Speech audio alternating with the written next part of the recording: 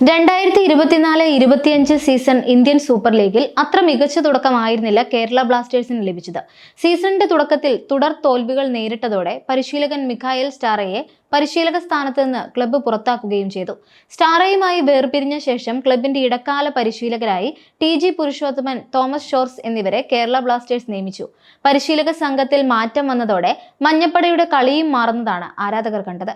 പുരുഷോത്തമന് കീഴിൽ പതിയെ ഫോം വീണ്ടെടുത്ത കേരള ബ്ലാസ്റ്റേഴ്സ് പോയിന്റ് പട്ടികയിൽ 10ാം സ്ഥാനത്ത് നിന്ന് 8ാം സ്ഥാനത്തേക്ക് കയറിയിട്ടുണ്ട്.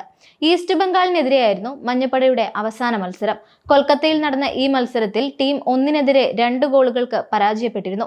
മഞ്ഞപ്പടയുടെ പ്ലേ ഓഫ് സാധ്യതകൾക്ക് കനത്ത തിരിച്ചടി നൽകുന്ന മത്സരഫലമായിരുന്നു ഇത്. ഈ കളിക്ക് ശേഷം നടന്ന പത്രസമ്മേളനത്തിൽ പ്ലേ ഓഫ് യോഗ്യത നേടുന്നതിനെക്കുറിച്ചുള്ള ചോദ്യം കേരള ബ്ലാസ്റ്റേഴ്സ് പരിശീലകന് നേരിടേണ്ടി വന്നു. പ്ലേ ഓഫിലേക്ക് മുന്നേറുന്നതിനെക്കുറിച്ച് ചോദിച്ചപ്പോൾ നിലവിൽ ആദ്യ 6 സ്ഥാനങ്ങളിൽ എത്തുക എന്നതല്ല ലക്ഷ്യമെന്നും ഓരോ മത്സരം കഴിയും തോറും ടീമിന്റെ പ്രകടനം മെച്ചപ്പെടുന്നതിലാണ് ശ്രദ്ധ കേന്ദ്രീകരിക്കുന്നതെന്നും TG പുരുഷോത്തമൻ പറഞ്ഞു. മികവിലേക്ക് തിരിച്ചെത്തുമെന്ന ഉറപ്പും അദ്ദേഹം നൽകിയിരുന്നു. ജനുവരി ട്രാൻസ്ഫർ ജാലകത്തിലെ ആദ്യ സൈനിങ് മോണ്ടിനെഗ്രോയിൽ നിന്നുള്ള 30-കാരൻ താരം ദുസാൻ ലഗാറ്റോർ ആയിരുന്നു. കുറച്ചു ദിവസങ്ങൾക്ക് ശേഷം ഇന്ത്യൻ യുവതാരം ബികാഷ് യമുനവുമായും കേരള ബ്ലാസ്റ്റേഴ്സ് കരാർ ഒപ്പിട്ടിരുന്നു.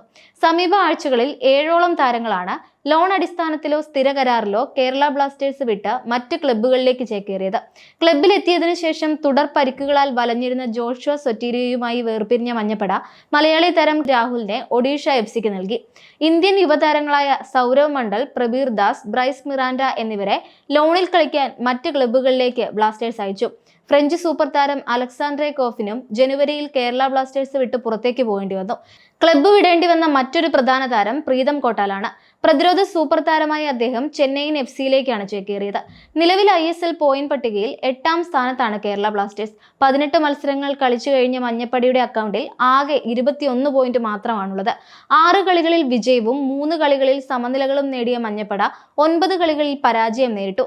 17 കളികളിൽ 37 പോയിന്റ് നേടിക്കഴിഞ്ഞ മോഹൻ ബഗാൻ സൂപ്പർ ജയന്റ് ആണ് നിലവിൽ പോയിന്റ് പട്ടികയിൽ 1ാം സ്ഥാനത്തുള്ളത്. 17 കളികളിൽ 33 പോയിന്റ് നേടിയ FC ഗോവയാണ് 2ാം സ്ഥാനത്ത്. 17 കളിയിൽ 28 പോയിന്റുമായി ബംഗളൂരു FC 3ാമതും അത്ര തന്നെ പോയിന്റുമായി ജംഷഡ്പൂർ FC 4ാമതുമുണ്ട്. ഇന്ത്യൻ സൂപ്പർ ലീഗിൽ ബ്ലാസ്റ്റേഴ്സിന്റെ അടുത്ത മത്സരം ഈ മാസം 30ാം തീയതിയാണ്. അയൽക്കാരായ ചെന്നൈയിൻ FC ആണ് ഈ കളിയിൽ എതിരാളികൾ.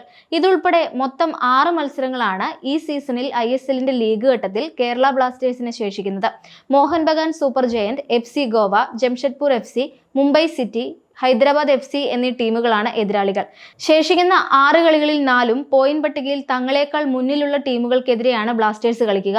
ശേഷിക്കുന്ന കളികളിൽ പരമാവധി പോയിന്റ് നേടുകയും മുന്നിലുള്ള ടീമുകൾ പോയിന്റുകൾ നഷ്ടപ്പെടുത്തുകയും ചെയ്താൽ മാത്രമേ മഞ്ഞപ്പടയ്ക്ക് ഇക്കുറി പ്ലേ ഓഫിലേക്ക് എത്താൻ സാധിക്കൂ.